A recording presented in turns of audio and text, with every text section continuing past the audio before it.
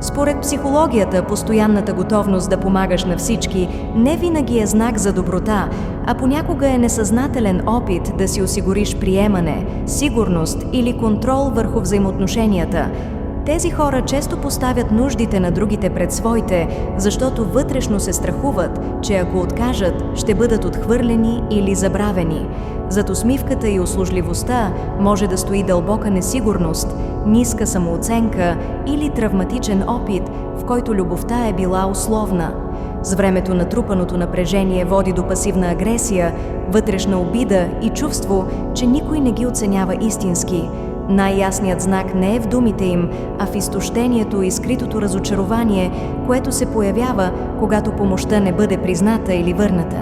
Ако този факт те накара да се замислиш, последвай профила за още психологически истини, които рядко се казват на глас.